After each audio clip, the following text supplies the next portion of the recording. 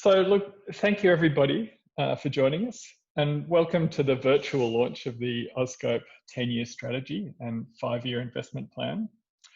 I'd like to thank you for joining Chris Pygram, Joe Condon and myself for what's going to be a fairly informal walk through these two documents that we've delivered to you today. There's a link there on the screen. You would have received the link in the email that you received as well. So if you haven't yet downloaded them, please do. And we're basically just going to run through these documents today to give you a sense of what's in them and how we put them together, and hopefully how we're going to use them over the next decade. I just want to start with some housekeeping. We intend to answer questions that any of you might have about what we're talking about today. So please use the Q&A feature. If you haven't used Zoom webinars before, you'll notice that there's a Q&A button. So please write any questions you have in that Q&A section. We will attempt to answer all of the questions that we receive after we finish speaking today, but any that we don't have time to get to, we'll certainly write written responses to on our website over the next couple of weeks. Okay, so with that, I'm going to now hand over to Chris Pygram, who's going to welcome us and introduce the day. Thanks very much, Tim. And can I formally start this meeting by acknowledging the traditional custodians in the land on which each of us are located today, on which we conduct our business across the Australian continent. For me, that's the Ngunnawal people. I respect their elders past, present and emerging, and their continued connection with the land, sea, sky and waterways for tens of thousands of years. I'm delighted to be able to welcome you all today. This is a really great day because back in 2018, the Ozscope board decided that it's necessary for us to refresh the investment plan. We'd been operating on the previous investment plan that was then nearly a decade old. And to do that, we needed a strategic plan within which to embed the investment plan, if you like. So the board tested the idea with the department. They were happy for us to proceed. And as a consequence, Tim and his team went through, as you would probably all be aware, a huge process of workshops, working groups, to gather the community's ideas about what these plans actually should encompass and what they should entail. So they're very much your plans, and we're delighted to be able to release them to you today after so much consultation. So thank you for your input. And what I'd also like to draw your attention to today is that when Tim goes through this, it's clear that the role of Ozscope has evolved. So in a way, we've become the connector between the community, government, academia and industry. It's not a role we've sought, but we've filled a gap in our community where there was no simple mechanism to bring everyone together to undertake a task like this. So we're very pleased to have the opportunity to build a new strategic plan and to out of that distill an investment plan that reflects your interests going forward. So again, can I thank you for all the work that you put in working with the team to bring this to fruition. And it's particularly important, I think, that we acknowledge the efforts that Tim, Joe and Tanya went to in terms of organising all the workshops, all the community groups and bringing them together so that we're in this position that we're in today. So very pleased that we've made it to this point, that we can release the plan today. And I hope that you find it reflects your interests and the opportunities that you will be pursuing in your research over the next 5 years at least. And then hopefully we can help you in terms of the provision of the infrastructure that you need that will enable that research. So without further ado, let me hand back to Tim, who will begin the process of walking you through this document. So Tim, back to you, mate. Okay, look, thanks very much, Chris. As Chris said, today we present two documents to you. These are designed as companion pieces. There's the 10-year strategy and the 5-year investment plan. As I already said, there's a link there for those of you that joined later to download it if you haven't already downloaded it through the links that were emailed out earlier today, yesterday evening. So these two documents were developed through really broad community engagement. As Chris said, it took us 18 months really to put these together. We had an initial meeting in Adelaide about 18 months ago where there were over 120 people involved. Subsequently, we held 3 discipline-specific workshops, which dealt with field deployable infrastructure, laboratory-based analytical infrastructure, and digital infrastructure as well.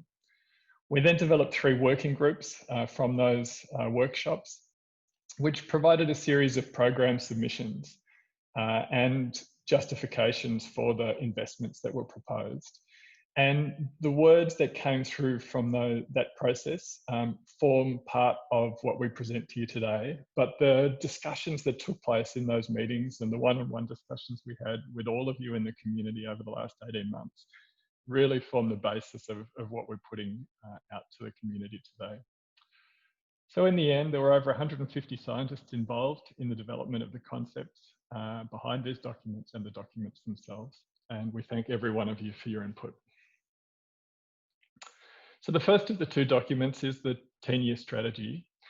Now, this document defines our organisational goals for the next decade. It outlines our vision for the downward-looking telescope, which is the principal infrastructure investment that we propose to make. It's a fairly high-level document. It doesn't really need a lot of technical expertise to dive into it. And it really describes a series of goals and implementation plans that are relevant to AusScope, no matter how we find ourselves operating over the next decade. So they're relevant to us if we should be successful in accessing some new capital and investing in the new investments that are proposed with the investment plan. But they're also relevant to us operating as we do today, and they're going to shape the way our current programs are managed and operated and the way that we interact with the community. So particularly this 10-year strategy is a forward-looking document relevant in any funding environment. The second document is the investment plan. It's focused on the specific new investments that have been outlined by the community as being critical to our ongoing research needs. And it has a fair few more technical details in it that talk to aspects of the investments and the programs themselves, how they fit together. And it's probably aimed at 2 levels. The first level is really to give a bit more information about the programs, and then a more technical one so that you can sort of dive in and really see what they're planning to do. It also outlines how these new programs will interact and mesh with the existing AusScope programs that we continue to operate today. I'd like to also point out that these are live documents. We expect feedback, we expect changes in the geoscience research sector, and we anticipate technological advances and are ready to update and modify them over the coming years. So there'll be rolling reviews of the documents and they will change. So we want your comments, we want your questions, we want your input, and we will respond to those as much as we can. So as part of this process, we were able to refresh our organisation's vision and mission statements. I'll briefly run through those with you now. The new vision that we've come up with is to help enable a sustainable and resilient nation through predictive geoscience. And our mission is to build an integrated and collaborative research platform that services and facilitates theoretical and applied geoscience research. We've also developed 7 goals for the organisation. And these goals will underpin all AusScope activities over the coming decade, from the continued operation of our existing programs to the development of the downward-looking telescope infrastructure. These goals are to enhance AusScope's capability to enable national geoscience innovation via the building of the downward-looking telescope, develop capacity for predictive geoscience by applying global data principles and data management best practice, foster a connected community across academia, government, industry, and society, foster a diverse, innovative, and inclusive culture centred on innovation, exchange knowledge and enable an inclusive future for both Indigenous and non-Indigenous Australians, help to locate and better understand Australia's mineral, energy and groundwater services, and develop a global research capability for geoscience. The remainder of this document expands on each of these goals and provides the various implementation strategies that we propose for each one. So I'll step through that document now and just give you a bit more background about how we got there and where we're going. First, we need to identify the challenges that drive this research and this investment. So what are the primary challenges that we face as a community to which the geoscience research is most relevant? Well, food, water and environmental security issues will become more urgent as Australians place more demands on the geological services provided by the shallow crust, and particularly in the context of accelerated climate change and environmental changes and the population potentially doubling by 2066. These are real problems that we will face as a community in our lifetimes. On these pages of the document, we recognise 6 of the Sustainable Development Goals produced by the UN, 6 of the 17 Sustainable Development Goals produced by the UN that are relevant to AusScope. We see these as critical guiding principles to the work that we're going to do over that time. For anybody not familiar with the SDGs, they're the blueprint to achieve a better and more sustainable future for everyone, and they leave no one behind. They were developed by the United Nations. They're recognised by the federal government and by Geoscience Australia. And as I said, we've listed 6 of the ones that are most relevant to AusScope activities here on these pages. But I think I'd like to draw your attention most critically to Sustainable Development Goal number 9, relating to industry innovation and infrastructure. This is the most relevant one to AusScope activities, and it's a series of principles that we will try to align with. So I'd suggest that you look at them if you're not familiar with them. It's also important to reflect on how we actually implement these, this alignment, because it's one thing to say you're going to align with Sustainable Development Goals. It's another to look at how you're actually doing. And when you look at how Australia's going, to be honest, we're not doing that well. So I would suggest that you follow the link that's on this page, which is the sdgtransformingaustralia.com. And it allows you to look at how we are going against these. And maybe as a community, we need to think about how we can measure our impact against Sustainable Development Goals over the next 5 to 10 years.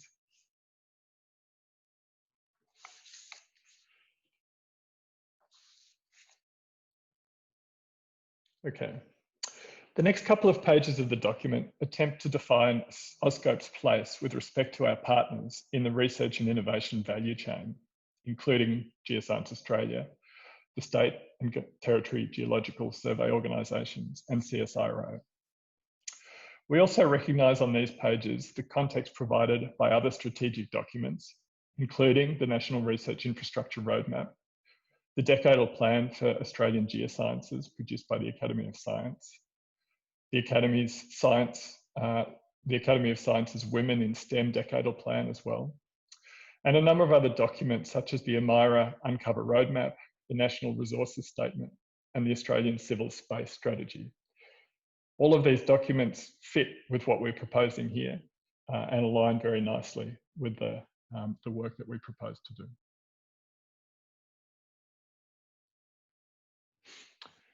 Next, we move on to the real guts of what we're talking about doing over the next 5 and 10 years.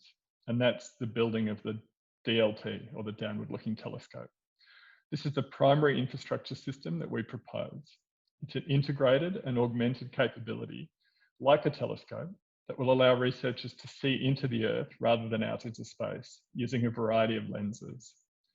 Researchers can then capture, focus, and analyse observational data using a series of integrated digital tools.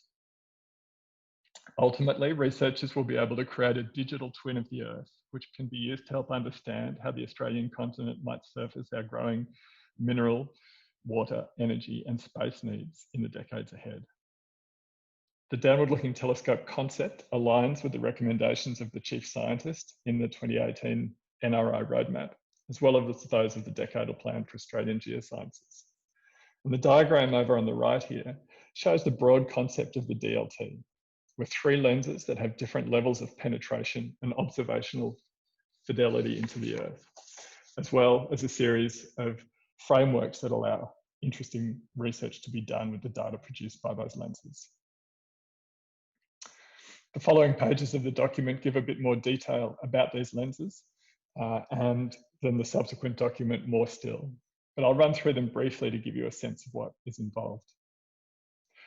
The temporal lens will comprise a suite of geochemistry and geochronology analytical services, data and analytics that will enable researchers to investigate the evolution of the Earth and other celestial bodies through deep time with unprecedented accuracy.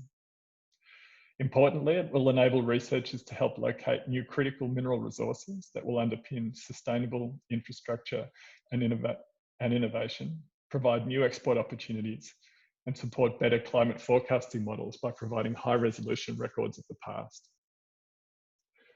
The observational lens will provide fleets of deployable and fixed geophysical and geospatial instruments that facilitate long-term and continent-wide Earth imaging, allowing researchers to see into the Earth.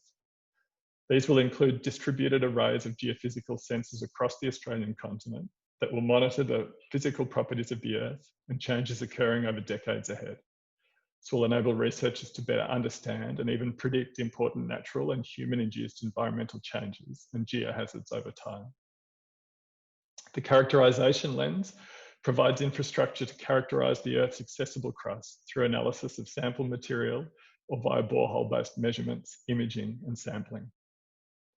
This lens will provide researchers with the essential petrophysical properties necessary to accurately infer subsurface architecture and gain mechanistic insights into Earth processes.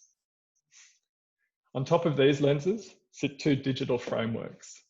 The data framework will capture, organise and focus all data from DLT lenses so that researchers can analyse it in the analytical framework. Data collection will be held to the findable, accessible and interoperable and reusable or FAIR standard. It will be automated at both creation and capture, adhering to or developing community best practice. It will be open to community data repositories and delivered to facilitate data-intensive research using advanced computational and analytical methods. AusScope also recognises the importance of data stewardship over community-created, used and managed data.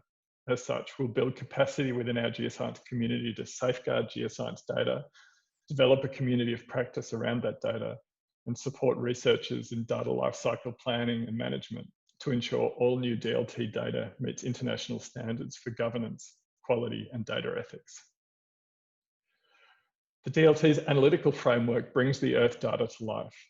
Here, data becomes interrogable through inverse and forward modelling platforms and their constituent programs, with other analytics and computational tools providing a foundation for 4D modelling of Earth systems and delivering the Earth's digital twin as a primary data product of the DLT.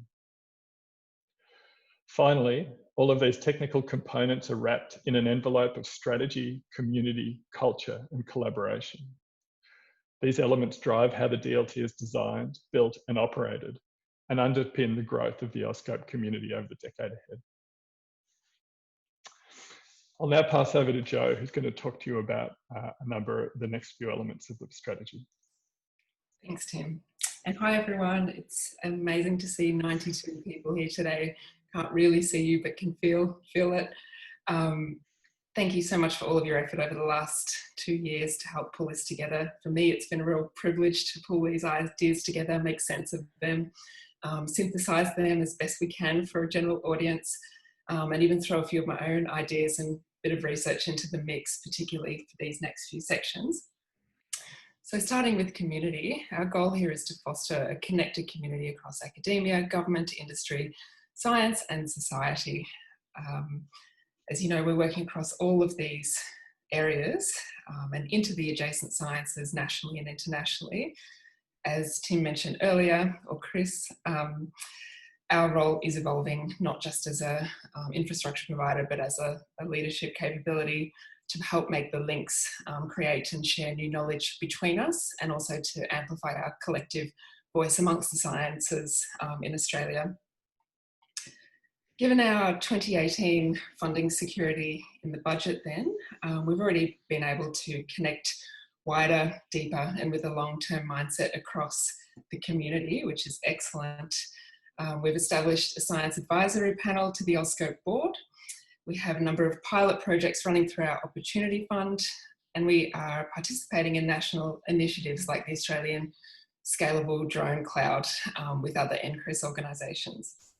We now seek to be more inclusive when we collaborate with you and with NCRIS communities in planning, prioritising and developing our projects. We also seek to better support our future geoscience community by developing our outreach program to span more of the geoscience that we support. So when you've got a chance, have a peep into the implementation points there on the community to see which direction we're going in. Stepping over to culture. So our culture is the way that we behave as a collective to foster diverse ideas, customs and social behaviour during the course of planning, executing, communicating and evaluating our programs.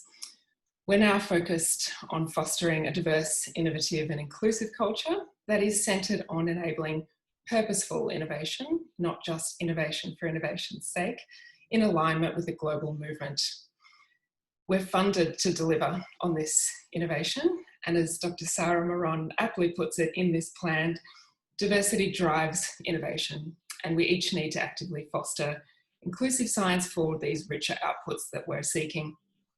So we'll now seek to, not seek to, we're doing it.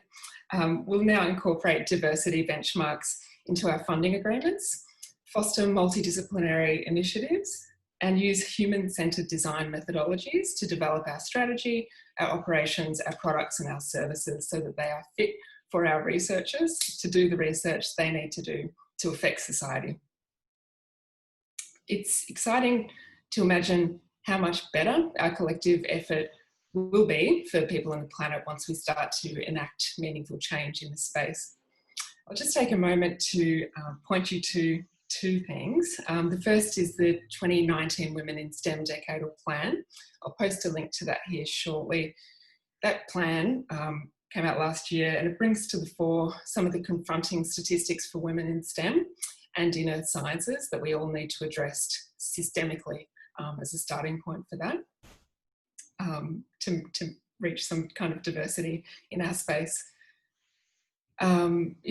If you want an example of what I mean when it comes to incorporating things beyond the sciences, I'd point you to the Earth Enabled Research Group at MIT Media Lab in the States, whose purpose is to advance justice in Earth's complex systems through a combination of design thinking, art, social science, complex systems, satellite engineering and data science. That's a really exciting group that they have running there.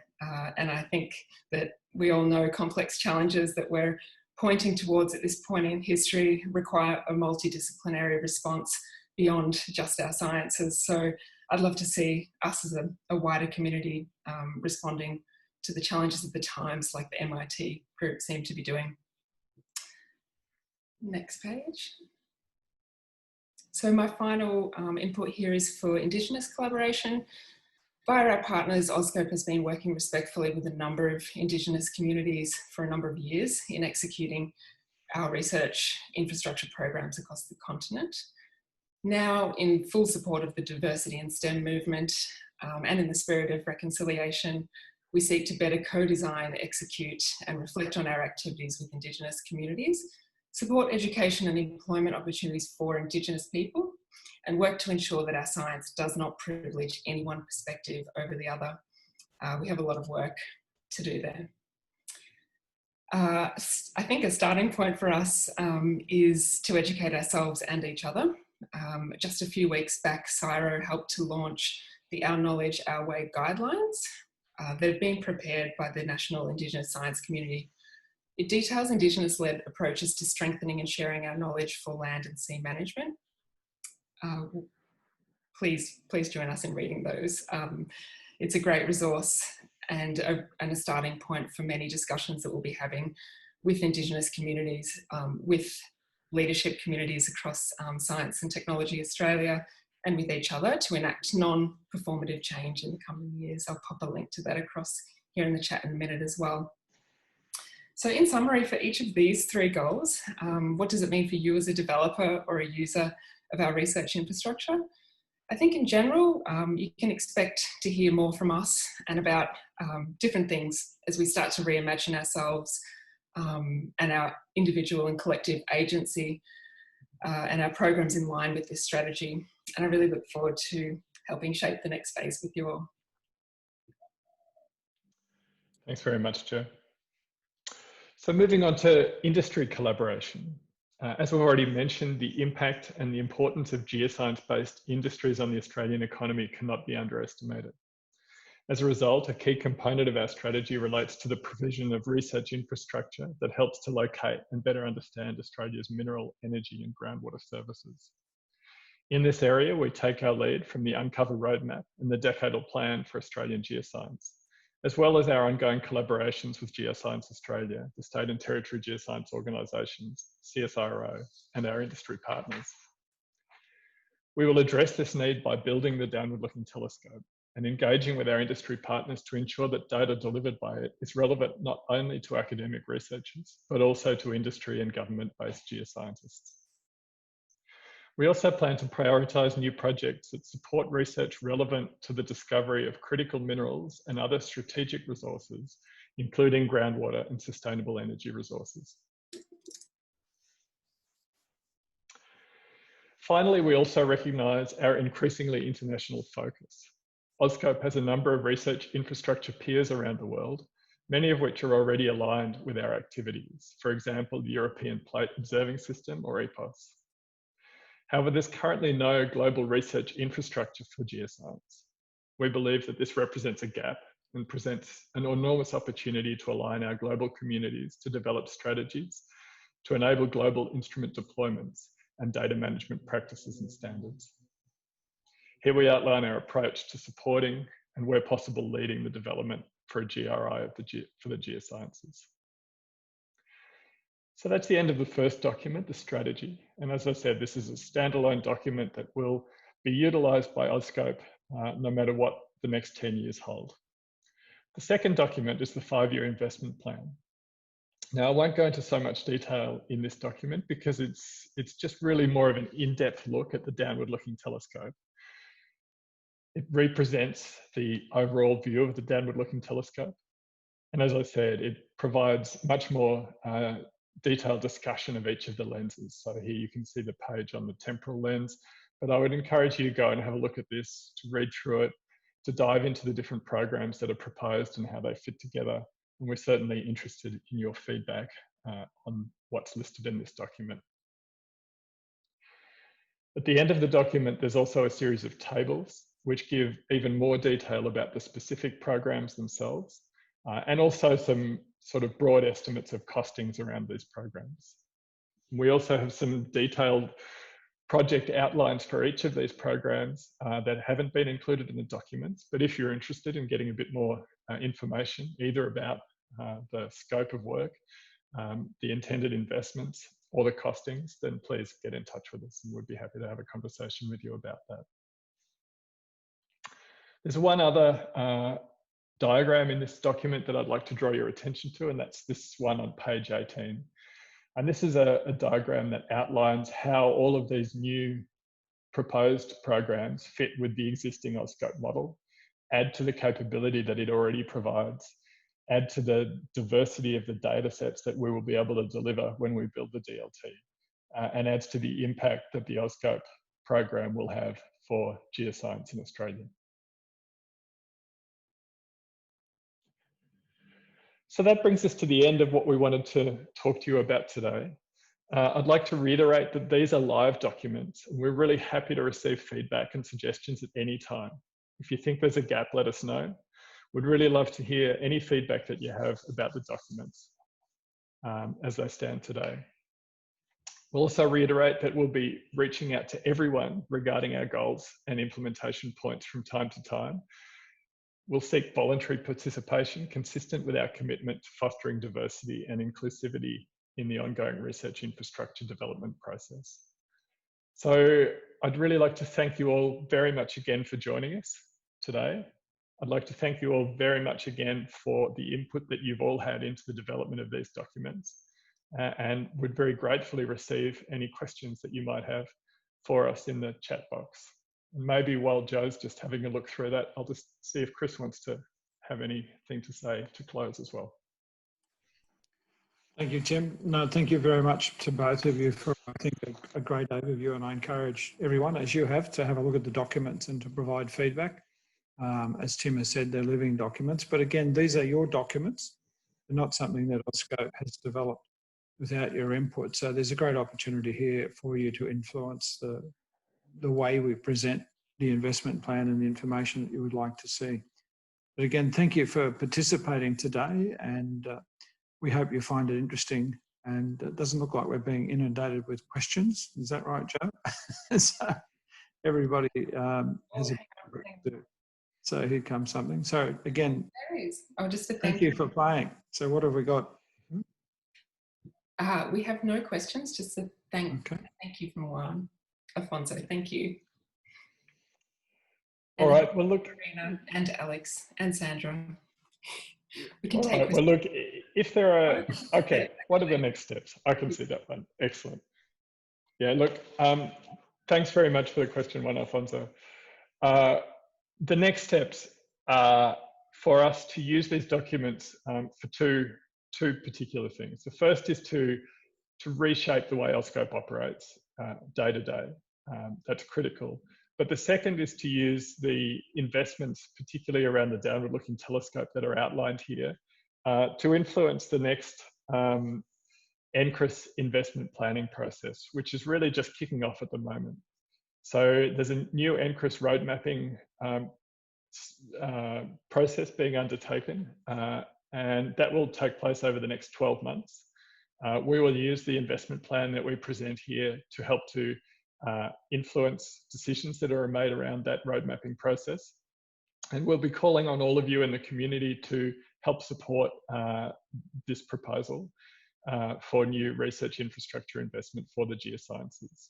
I'm sure you're all probably aware that the last roadmap didn't really give a lot of focus to the geosciences and the need of our community for new research infrastructure investment.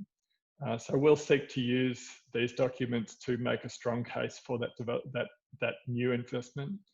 Of course, these are difficult times to predict how things will go, but we're certainly optimistic that there are a lot of opportunities for us over the next 12 months to present these documents and use them to influence that discussion.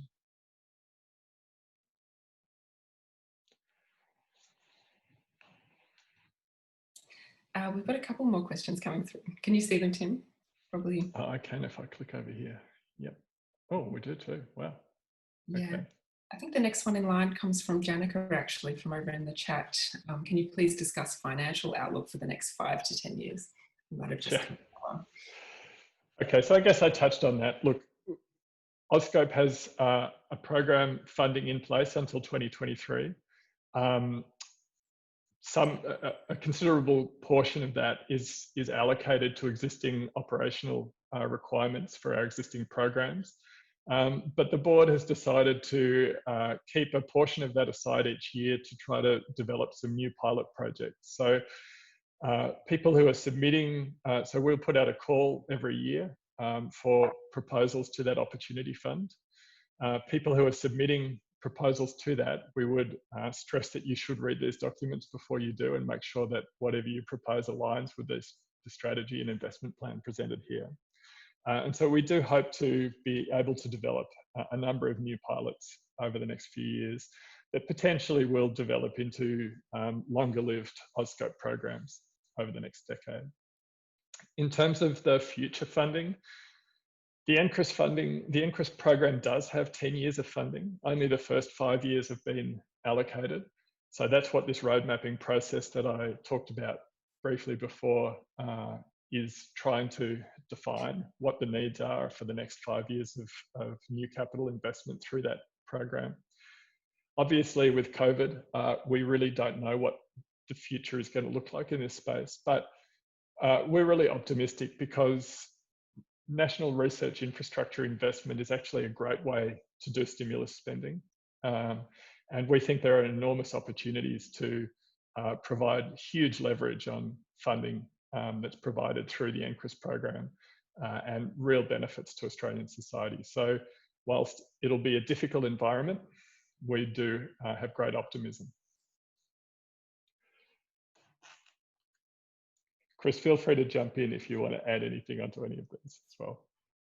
Well, thanks, Tim. I think that was an excellent answer. I think we're very fortunate in in the COVID environment where budgets are going to be at risk. I think that a decision was made a little while ago to give us 10 years of certainty in the AUSCOPE program, which is a direct consequence, if you all recall, of the uncertainty over several years in the teens, where we couldn't get anything more than a 12-month outlook for the whole of the NCRIS programs.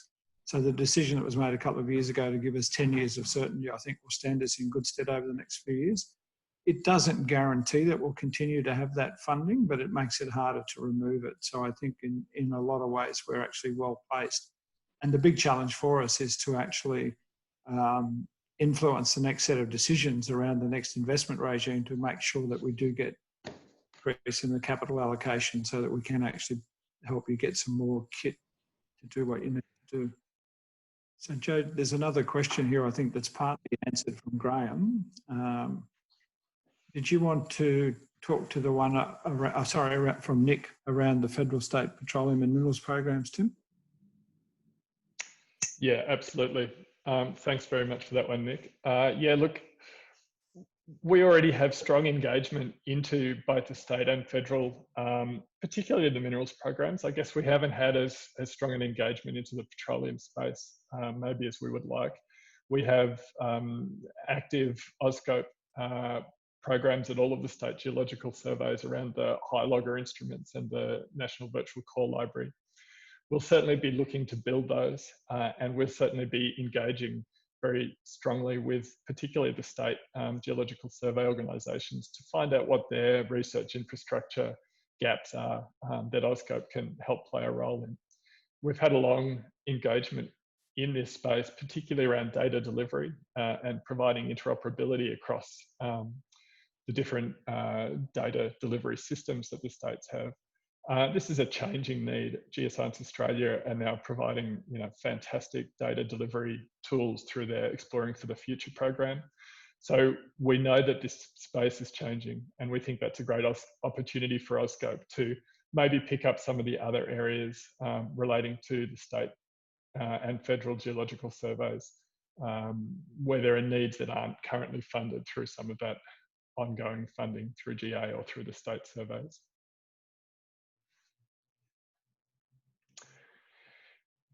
Just with respect to Graham's question that I can see there, talking about how the program will be implemented in practice.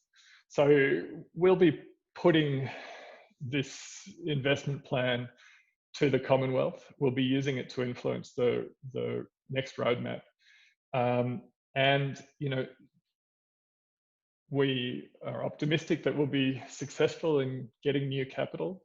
When we are, there will be a process of really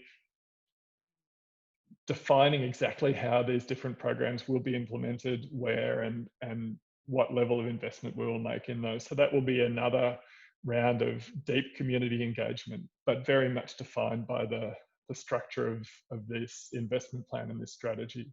So it won't be a competitive round process. It will be a really deep engagement with the community to identify how this should be built and what the detail is around how we build the infrastructure system.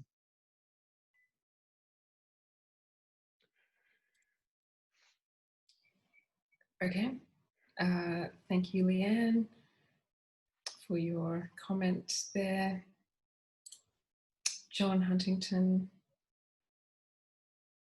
Okay, thanks, Tim. John, Chris, the success and impact of AUSCOPE has a lot to do with its perception and acceptance by the Australian public and political landscape. If this is accepted, can you spell out a bit more how AUSCOPE will tackle this goal of increasing Australia-wide acceptance of its goals? Sure, look, I'll touch on that and then maybe I'll hand over to Jo, because to a large degree, that's the work that she's intimately involved in day to day. But we have massively increased the way we engage with the public over the last couple of years. So we spend a lot of time and effort now trying to get stories around impact, around what AUSCOPE's doing and what we plan to do, not just into the geoscience community or into the funding bodies we deal with, but into the broader community. And we're trying to engage people in geosciences. We're trying to move away from the view that geosciences are just about mining, and show that geoscience is really about global sustainability and being able to live on this planet into the future successfully and to thrive as the human race. And so we're trying to change the perception of geoscience, and we're also trying to tell the stories that show, you know, what great research infrastructure investment can allow in the research space. So I'll maybe just hand over to Jo just to touch on that as well. Yeah, I think immediately the opportunity for us is to engage and draw on the expertise of Science and Technology Australia, who really operate in a communication space, but more towards the policy end of the spectrum, which isn't my particular expertise, but they offer a service to us as an entire community. So we can really take on board some of the tips that they have for us in terms of getting our message out into society, direct through politicians in local jurisdictions, and also out through outreach programs and other public science opportunities. So we haven't scoped anything there, but we are in contact with STA all of the time, and these are the next steps that we'll look to take to really try and make it synonymous with geoscience, that being sustainability, not the dirty science, which sometimes we do get slugged with. So that's probably my challenge of a lifetime, to be honest, is to try and overcome that and help us all to communicate what it is that we do, and that we are all pushing in the right direction for society and sustainability. Thanks very much, Jo. The next question, I might jump back over to the chat, which is coming from Rowan.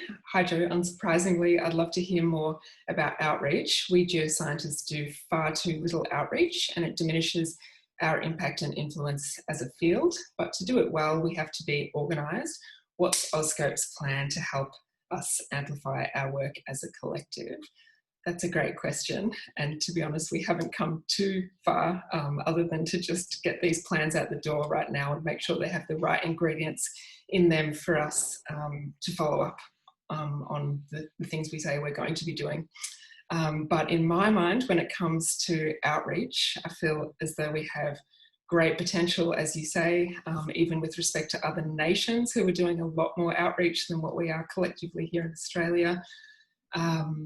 I think we need to take that human-centred design approach to scoping what is a viable outreach program for us in AuScope and across the geosciences.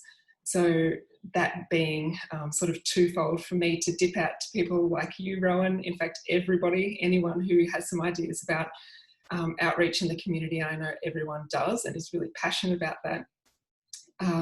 But also to go to the schools and find out what hasn't worked in the past with earth science. I know from personal experience, from speaking to a teacher, that they actually just dropped earth science within their science subject at school because it felt too hard, they didn't understand it. So my knowledge of the space is very, very limited. I haven't begun scoping it at all, but I would really like to make sure that we make the most of all of the geoscience we're doing and communicate that as best possible as we can with the next gen scientists in the most frugal way possible. I guess my time's reasonably limited. All of our time is reasonably limited, but like you say, we're very coordinated. We take a proper design approach to designing a program that is fit for purpose and has uptake.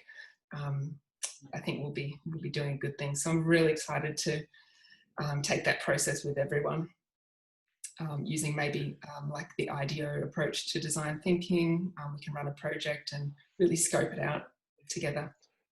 The other aspect to that, of course, is that we have invested quite a bit into our in-schools programs. So the majority of our outreach that we currently do is through our seismometers in schools and our GPS in schools programs. We see a great opportunity for growing in that area and for growing in the citizen science space. It's probably an area that Australian geoscience really doesn't have much of an impact. So, and many of the other INCRIS capabilities are really looking at ways of developing their citizen science programs. So I think there's a great opportunity for us there. And as Joe said, part of the challenge for us as geoscientists is to try to engage with the schools, because it's difficult to teach geology, it's difficult to teach geoscience. So if we can make that easier for those schools and provide resources in the way that the ANU group has, done a fantastic effort through the AusSIS program, then we can make that easier, and it helps with our outreach, but it also helps with the skills shortages that we certainly have in the geoscience space going forwards, and the enrolment numbers that we see when we get into university. There's a question here from Rodri. Can I jump to that one, Joe? Yeah. Q&A. So Rodri's asking whether these plans will have an immediate impact through the current opportunity fund, or we're looking at changes further down the line.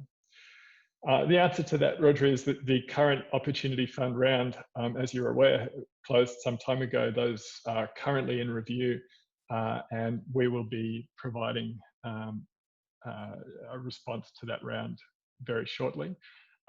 Obviously, the strategy will have some impact because it's been in development for some time, and the downward looking telescope concept has been socialized for some time. So, it will have an impact, but going forward, certainly in the next round of the Opportunity Fund, we would like to see very tight alignment with what's presented in these two documents in any proposals that we receive in future Opportunity Fund rounds. Okay, and then there's one other question coming across from Janica in the chat. DLT sounds very much like the US array. How do we plan to collaborate with international partners? Thanks, Janica. Yeah, look, we've already started to develop those collaborations. We have a very strong relationship with EPOS, the European Plate Observing System. And we also have strong relationships with a number of the US-based bodies, including IRIS and a number of the data groups. We have some relationship with the US Array. So we plan to build and grow those relationships. We're currently in the process of signing an agreement with EPOS to align our research activities, or align some of our standardization and other activities in that space, and to learn from each other. So there's a huge opportunity, as I mentioned, to sort of build that international collaboration. And as I said, we may not be able to develop a global research infrastructure in the truest sense of the term, but we would certainly like to try to establish a much more formal relationship with a number of these bodies to allow data to be delivered in the same sorts of ways, to be accessible, through the same sorts of searches, and to be a bit less distinguishable whether you're getting data from Australia or the US or from Europe. And I think we're well placed to be able to drive that.